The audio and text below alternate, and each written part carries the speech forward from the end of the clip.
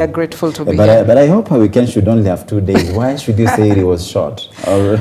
I mean, I can't explain it, but somehow when it gets to Saturday, quickly it's Sunday and then Monday is here. So it's always been short, not just recently, but since I was born, it's always been short. I think we talked to those people who adjust time and they add some days or some hours I mean, if they can, they should. To your weekend. How was yours? Mine was very good, and yesterday we had a great service at Buruburu Redeemed Gospel Church. Yes. We had a great sermon from Pastor Ruth, and we enjoyed. You still went to church yesterday? I did actually. That is good. God is above everything. Yes. And here at EBN TV, we trust God above every other thing, and that's why we also trust in transforming your world. And this is JKS Jeff Kimeyu, and this is how we roll into the program this morning. Right, talk to us across our feedback lines. We are streaming this broadcast live on all streaming platforms. For the next 30 minutes, we'll be taking a look at what is making headlines across the country on the newspapers this morning. And then later on, we'll be having a conversation as well around the Gen Zs. Did they fulfill a revolution, or was it a failed revolution? So we'd love to hear from you this morning. Let's get this show started. Now, some great news. Kenya reaffirmed its dominance in middle and long distance running by finishing second in the overall medal standings as the curtains came down on the 20th World Athletics Championships in Tokyo, Japan on Sunday. Team Kenya swept all women's titles from the 800 meters to the marathon, clinching 6 gold medals, 1 silver and 2 bronze, while also shattering 3 championship records and successfully defending 3 titles from the 2023 edition in Budapest, Hungary. Now, Beatrice Chebet stole the show with a spectacular double, winning both the 5,000 meter and 10,000 meters gold medals, replicating her 2024 Olympic feat. Faith Kipyegon underlined her status as a legend, claiming her 4th global 1,500 meter gold, got her third in a row before adding silver in the 5,000 meters. Faith Cherotich reclaimed the 3,000 meter steeplechase crown for Kenya for the first time since 2019, setting a new championship record, while Paris Jepchirchir struck gold in the women's marathon, ending Kenya's drought in the event since Ruth Chepngetich's victory in 2019. Lilian Odira stunned the world with a record-breaking run in the 800 meters, smashing the longest-standing championship record set in 1983.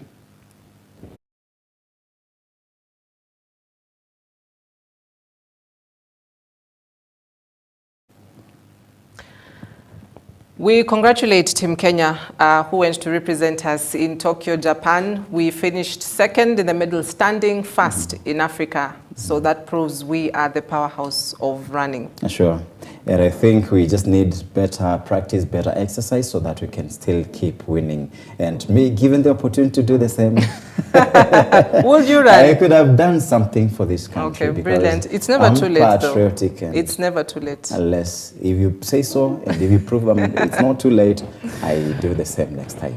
All right, so we expect that they'll be jetting back in the country. We'll continue to celebrate them. They have done an incredible job. Now, to some other news here locally.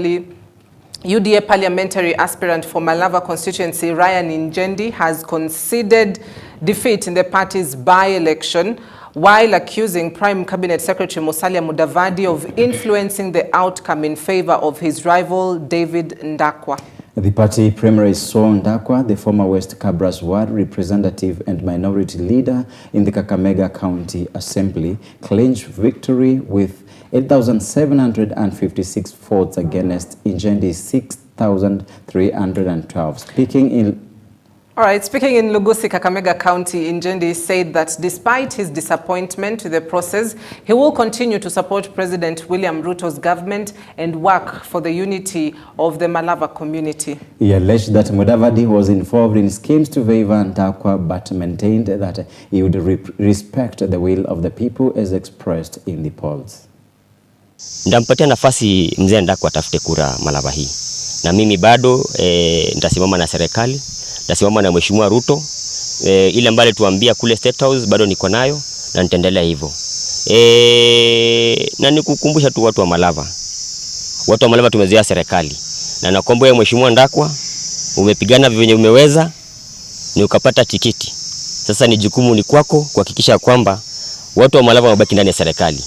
Usiwa let down, usiwafanye wende mrengo mwingine au wende pande nyingine ya opposition ili hali wamependa kuwa serikali. Mimi ndio nilikuwa kiboko ya hawa watu opposition, lakini wewe na watu wengine mmepanga MCAs wote ya kwamba wewe ndio utakuwa kiongozi. Tulikuwa na mheshimiwa Prime Cabinet Secretary Musalia Mudavadi. Tukataka tuelewane, lakini kwa maono ya rais akasema twende kura mchujo.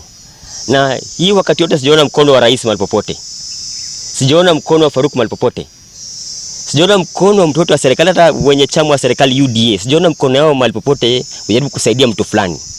Lakini cha kushangaza, watu wa ofisi ya Prime Cabinet Secretary, nini hii kubwa mlikuwa mnafanya kufanya Malava kupiga kijana mdogo kama mimi? Mbona mko watu wa Malava wafanye uchaguzi kivyao? Mheshimiwa Prime Cabinet Secretary, mzee alikuwa rafiki yako. Wakati wa earthquake ulitorokwa na kila mtu, wakabaki na mzee peke yake. Nini hiki kubwa ili kufanya wakuja hapa kutatiza siasa hii ya Malava? Kura ambayo rais amesema watu wa Malava wachague wenyewe. Nini nilikutuma? Wakina Buchichi, najua. Watu wote niseme yule sema huyu alikuwa anaonekana kila mtu anatembea na muona. Tumekubali, lakini atasahau. Watu wa Malava wameona na watasahau. And to other stories, Kenyan publishers are urging the government to clear a pending debt of 3 billion Kenyan shillings owed for the supply of grade 9 textbooks and the rationalization of the lower primary books. Speaking ahead of the rollout of the grade 10 curriculum next year, the publishers say the unpaid debt is straining their operations and could affect the timely production and distribution of learning materials. The Kenya Publishers Association, KPA, noted that despite the financial challenges, they are ready to supply textbooks for at least 35 learning areas for grade 10 learners in 2026, provided the government honors its pending payments. We have said as a Kenya Publishers Association that we are very optimistic that this payment will be done. We have been in discussions with the government. We have explained the challenge that we face as publishers, the challenge that our service providers like printers, distributors, among others also face to enable the supply, seamless supply of grade 10 books. So we are very certain that the payment will be done. We will pull all stops as publishers to ensure that we do print and supply these books for grade 10. Still on matters education, the junior secondary school JSS teachers in Kakamega have raised alarm over what they term as systemic neglect and intimidation by primary school heads, demanding full autonomy to manage their own affairs. Speaking on the banner of the Kenya Union of Post-Primary Education Teachers, KUPPET, the teachers accused primary school management of creating a hostile working environment that is undermining the effective rollout of the competency-based curriculum, CBC. According to KUPPET officials, the current administrative structure leaves JSS teachers reporting to primary school heads, which they argue diminishes their professional independence and frustrates service delivery. There is a lot of discrimination, victimization, and every vice ambao ni mbaya zaidi on these teachers. Teachers are suffering. When we just quote on the issue of enhancing the issue of medical cover, I want to let Mr. President know this. He is not getting this power better because of teachers at large. He is getting that cover for the JSS teachers because these teachers are going through psychosocial issues, emotional issues. Here in Kakamega, we have lost about 10 teachers whom we perceive that is about depression. The language is autonomy. We are demanding for autonomy for our brothers. JSS schools are supposed to be independent. When we went to see the president, that was issue number 1 that was taking us there.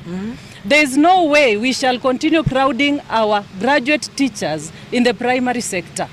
As Secretary Gender, I've solved so many issues of primary school teachers, of JSS teachers clashing with HOIs, because somehow they just don't understand each other. Let us give JSS teachers their rights to be where they're supposed to be. Let them be in their own school. Give them their own space to operate. Let JSS schools have their own BOMs, have their own structures. They need laboratories. They need structures that are deemed fit to ensure that they deliver. And if we continue cramming them in the primary schools, then we are not going to achieve what we are supposed to achieve in the new curriculum. Shule za sekondari msingi zipate uhuru, ziweze kujisimamia. Kwa sababu wakati tunazungumza kuhusu shule hizi kuwa katika shule za msingi, inaleta kwamba kuna ule mgongano wa usimamizi wa mamlaka na mambo ambayo yanafaa kufanyika hayafanyiki. Kwa hivyo tunaomba kwamba shule za sekondari msingi zisipelekwe kwa shule ya upili na zisiwe katika shule ya msingi. Tuwe shule huru ambayo inaweza jisimamia, ndiposa mtaala ambao upo mpya ukaweze kutekelezwa. Tunaomba ya kwamba serikali yetu tukufu iweze kutusikia na walimu hawa wako tayari kufanya kazi. Our fight right now is autonomy. Yes. When we get autonomy, we get the power to control these schools. We are able to fight for our rights. Yes. Watu ambao wanakuja wanaongelea kuhusu teacher shortage, hawaoni shida yenye iko kwa ground. Shida ni mwalimu na mwanafunzi na mahali penye tuko. No, hakuna enough resources. You know, when they wakituweka independently, this is a secondary school. The Ministry of Health has urged stricter enforcement of tobacco control laws in response to the rising use of tobacco and nicotine products, particularly among the youth.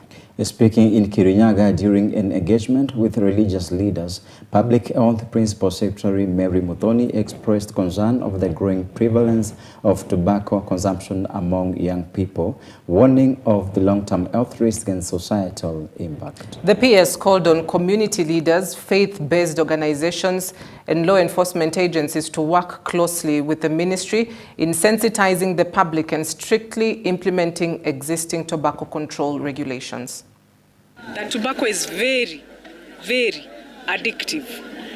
It is expensive, it is deadly. If you look at one electric cigar today, it will cost you not less than 3,000 shillings.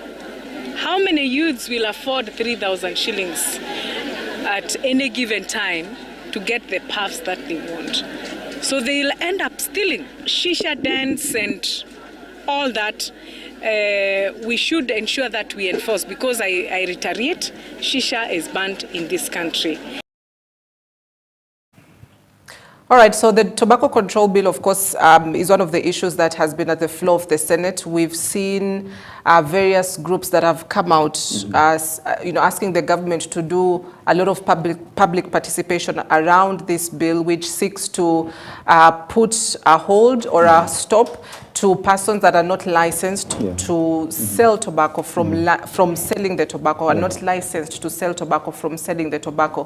And this, of course, comes at a time when, if you walk just in town, basically in Nairobi, how many people sell tobacco and they're not licensed to sell tobacco? There are too many. Yeah. There are too many, and I think if at all they have to impose any ban towards any tobacco product, I think it all has to begin from the farmers.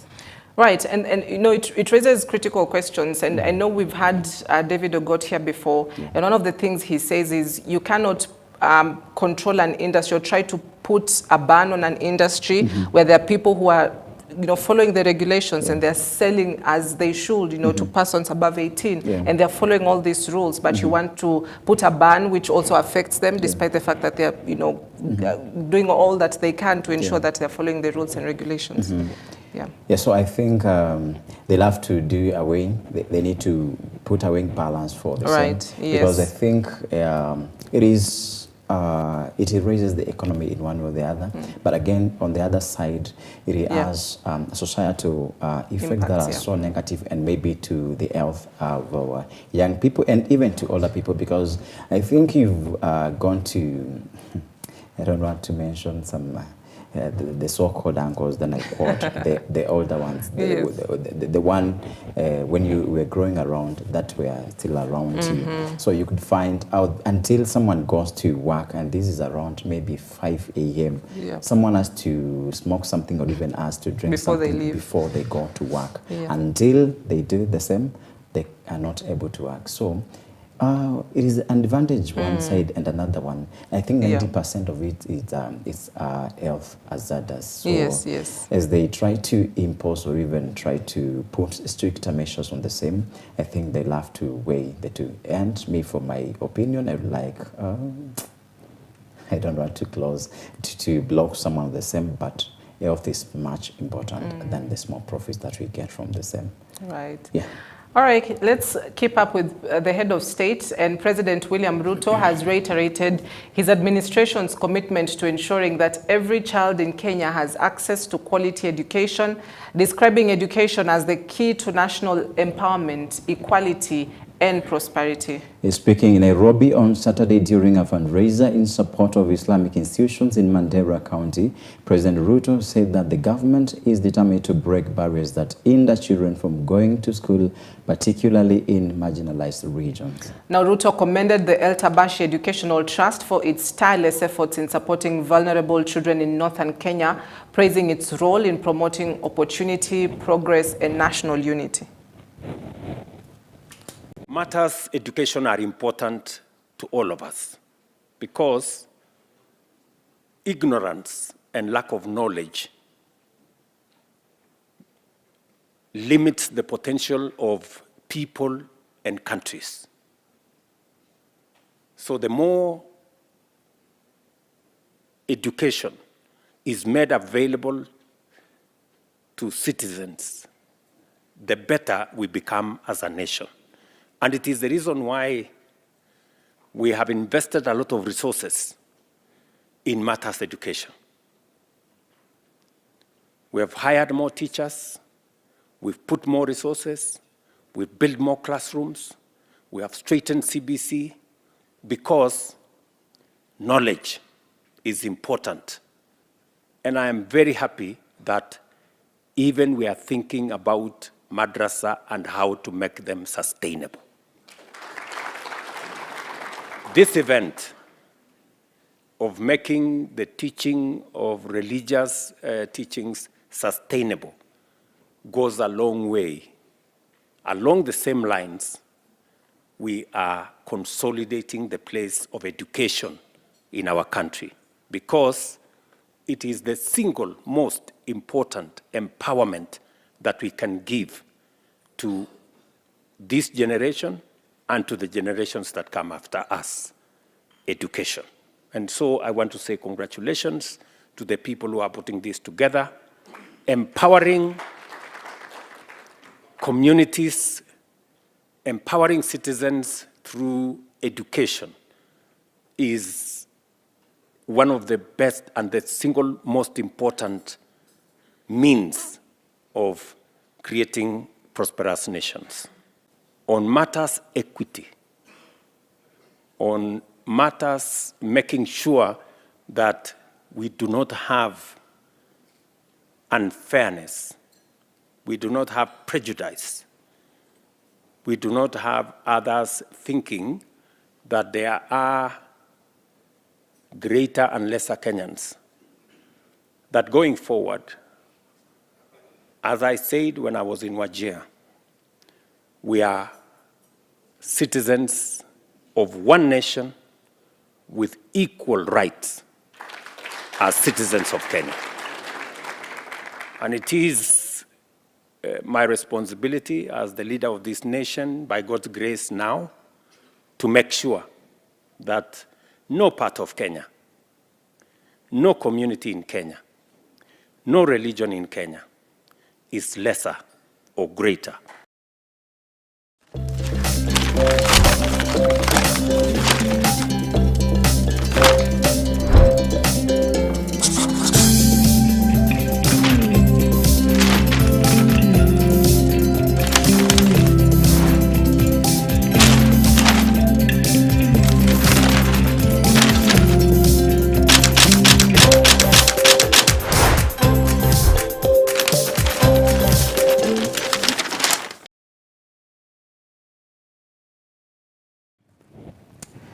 Thank you for watching EBN Morning Live. This is JKS and Cynthia. And we are getting or diving into our newspaper review this morning, and we are starting with the Kenya's board newspaper, The Standard. And Cynthia, as we were discussing a small item here and there, what the courage that the Standard has got from some times back. We wonder where that goes the energy from, because it knocks the nail from the top edge. And I think that's how it should be done, to make sure that Kenyans got the truth and they are served with the real truth. I thought the Standard this morning, we've got issues of mobile lending from some apps, and some apps are not approved or even not certified, so you may find the charges are too high. And now here is a very interesting, or even it's a story that is looking like it is trying to discourage people, or even trying to confirm that our economic status is not looking good from some times of some years ago. And this is the Standard is talking of when citizens borrow to buy food, and there is a caption there, reign of Rootonomics. Kenyans now borrow more than 13 billion a month from digital lenders, mostly to put food on the table. It's a stark picture of a nation struggling to survive, with families left juggling with empty plates and empty wallets. So you can see now, most of the times when Kenyans or even get out to make some borrowing or to get some loans, it's about trying to uplift or even raise the standard of the standards of their businesses, or even the entrepreneurs that the ventures that they involve themselves in. And I still do some comparisons whereby we've seen we are struggling with JSS, we are struggling with school capitations, yes. We are struggling with students, candidates not. We are not sure whether they'll do their examinations. And now we are getting too low to a point where Cynthia, you are borrowing to make that you have a cup of tea, not even tea, to runki. The issue of CRB. If today I borrow and I don't pay back, within a short time, I'll be listed. I will not be able to borrow again to make sure that I survive. So where are we going, or what is our direction as a country?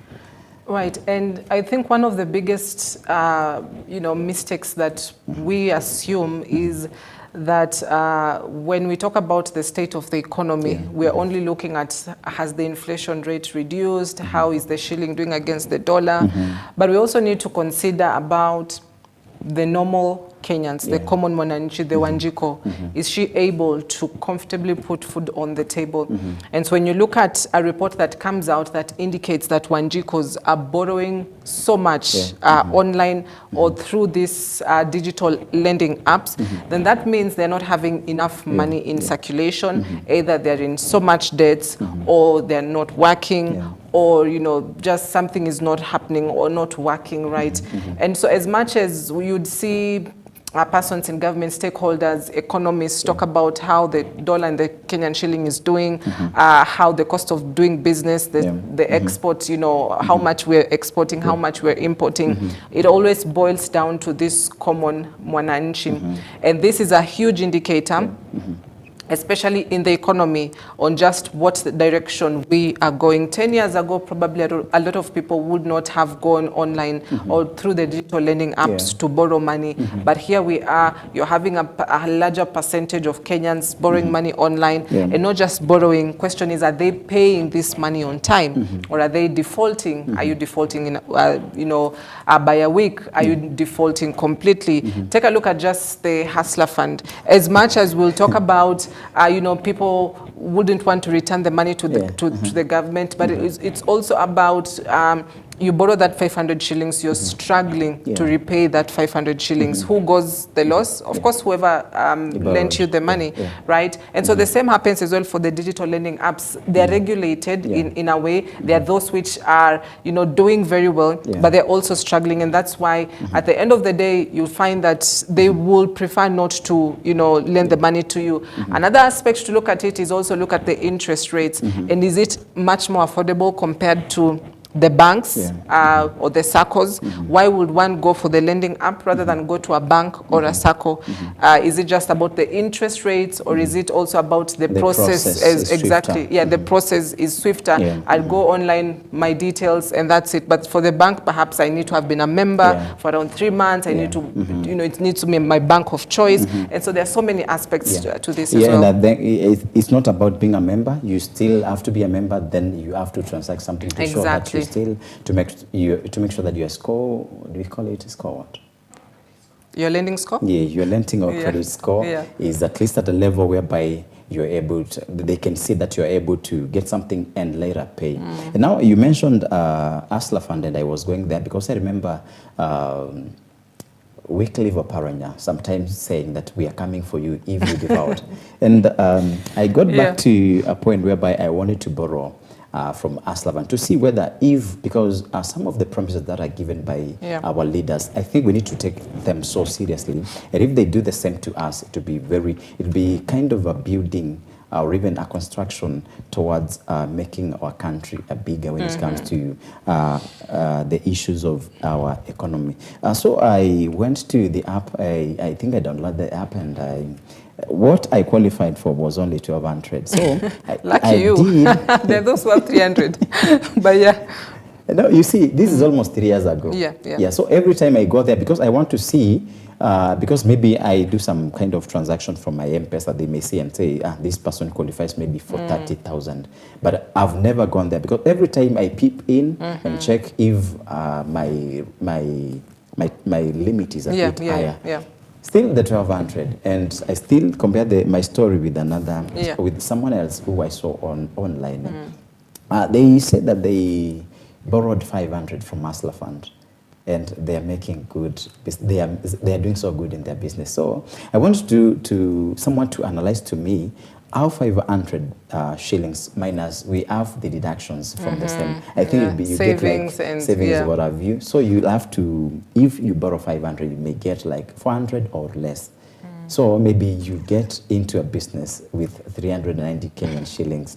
And like after 5 months, you tell us you're making profits of like 3,000 every day, and your capital, working capital is moving up to like 300,000. So I want someone to mathematically analyze for us and know how 500 Kenyan shillings from Asla Fund is moving up to that level. And we're still on the issue of dams, and there is something the standard is calling the costly swindle. This is to mean when it comes to the promises I was talking of, Kenyans, we are so swindled, or even we are lied into so much. Like regularly, these people are so used into promising us, and they never fulfill what they say. And there is a comparison before I read something here from our dams, or from the swindle coming from, a big lie coming from dams. There is a dam around Makueni called Thwake. Thwake has been there for like 2012, 2013. That is when I started hearing of the same. And this is 2024. That could be like now 10 years from 2014. And now, as we see, nothing has even nothing has taken place from the same time. And yesterday, I saw some promises made to the people of Makueni, and they said what they want is promises and make sure that you fulfill. It's not about, we don't dwell in promises, because the moment you keep binding promises or even trying to pile up promises, this to mean that as a country, we are not going anywhere. So we have a breach of contract whereby Kenyan taxpayers now face the risk of 10 billion Kenyan shillings penalty after a cancelled dam contract turned sour. British firm GBM Engineering has petitioned authorities saying it was cheated out of a deal to finance and build the Grand Falls Dam of River Tana, a project meant to boost Kenya's power supply. The deal, signed under former President Uhuru Kenyatta, was scrapped in July by the Ruto administration. Now plans to revive the project with a different contractor are raising fresh trouble. And this, Cynthia, to my concern, this is to mean this project, this funding was done during Ruto-struck Uhuru's tenure, and we can see nothing is happening, and it's like they were swindled that we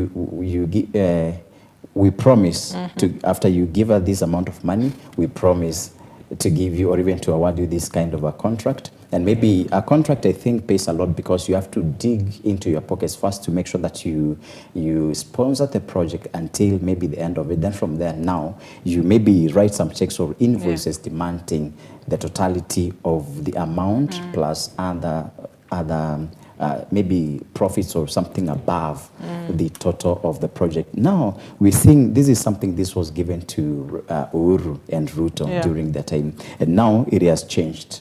Now, because it has come into the hands of Ruto, and it started when they were with Uhuru Kenyatta. This is to mean this is a deal that has, I think it's a flip-flop of something whereby now Ruto is not accepting to do the same because this money was given to so and so. Yes, I was with him, but now I'm alone. So this is a different government from the one that we had with the president. So as Kenyans, I would think, because when it comes now, the biggest windows that we are getting now, we don't have the dam, we don't have the water supply, and we don't have the power supply. And we don't have the money. And we don't have the money. So where are we going as Kenyans? So I think that is where I end from the Standard, because if we keep going, Standard keeps on talking or even punching on the truth. So here, I think there is a way our country should carry us, or even try, they should treat us to make sure that if they promise, let them promise a bit and they do a bit of it. Yes. Okay. Interesting headline right there on the costly swindle. And if, you know, for a taxpayer, this should raise a lot of eyebrows and a lot of red flags on just, this is one incident, but how many projects would we have the same outcome from audit reports that have been made? And others maybe we don't know. And others we don't know. So billions and billions of Kenyan money. And so, all right, to the Daily Nation, CS ex-spy master and 10 billion shillings homeowners in distress. This is probably also another swindle as well in the land sector. Now, it's a scandal. In 2014, Deliverance Church clerics informed the congregation during a service in Nairobi about a potential land investment.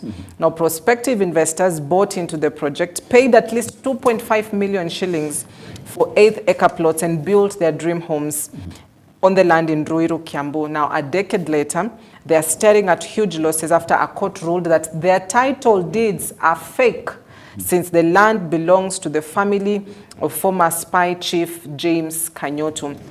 Now, in a nutshell, you go to church, your clerics and your clergy leaders tell you, we'd love you guys to own homes. There's a particular parcel of land that we found somewhere.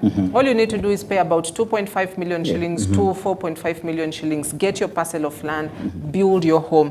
So that is exactly what happened to the Deliverance Church in 2014. And it now turns out years later that the title deeds they're holding is fake. And the court is telling them, you need to get out of this land. It does not belong to you. So that is the headline this morning. But now, before you get to buy something, I think there is what we call due diligence. There is a procedure, there is a process that you have to follow to make sure that you have to verify. You have maybe to go to the land sector to make sure that you search the same.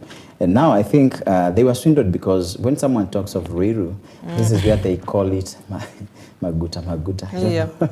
I've heard of the word. So you'll have to rush because you can't compare Kimbo and Gordon Fry. So but you see, at the end of the day, if you look at just some of the testament of the people or the victims of what they're saying, is, you know, if you belong to a certain church, you trust your pastor, right? And you know they have the best plan for you. And so it's just quite unfortunate that, you know, years later, this happens. And these are not any accusations. We're just, you know, taking words from some of the people that they've been able to be interviewed. For example, one Michael Kamau says it is painful to be told your home sits on land that does not belong to you. Sadly, we were duped by men of God who knew from the beginning that the property was not legally theirs. Most of us trusted them because they were our spiritual leaders. And so there's that sense of betrayal as well they feel from their clergy leaders. And, you know, we'd be looking to see what sort of response as well comes out of it. it on just, were they also duped as well in Mm-hmm. terms of people that approach them to sell them this piece of land. And so, but to your point, before you purchase any piece of land, there's a process that you need to take. Always, they say, always involve a lawyer and ensure this lawyer is registered, duly registered by the Law Society of Kenya. Involve a lawyer before going to purchase any piece of land, just to ensure that you can get the basics right, to get the title deeds, to understand where this land is, who owns this land, who are the previous owners of this land, and do they still hold any sort of ownership to the same land. So it's a due process. Don't do it in a day, don't do it in a week, it takes time. So you mentioned a lawyer. Yeah, you need to find a lawyer. And as we started the program, I mentioned of those anchors, then you quarter. I'm told if you still have to buy a land from somewhere you don't know, if you get all these as other officials, make sure that you don't miss out on kamzee tukanapitanga hapo kamelewa, because he's born there, and I think understands these it. people know. I got someone from a garage somewhere around Nairobi, and this person is always drunk, but they know so much. The chemistry. This guy knows. I think it's about 55 years. Hata sikumbuki tunisoma chemistry. So these old people, these people look like it's like they are dressed in rags. They don't look like they're so serious in life. These people carry a lot of information. You may try to despise them, but later you'll think, like Tambo, there are these myths. When you're going to school and you see a rat cross the road, sometimes you're told good luck, or you get back home. So if you see mzee like that, make sure that you take advantage of them. And again, still to the point of this church members trying to say that their pastor or their man of God tried to swindle them in one way or the other.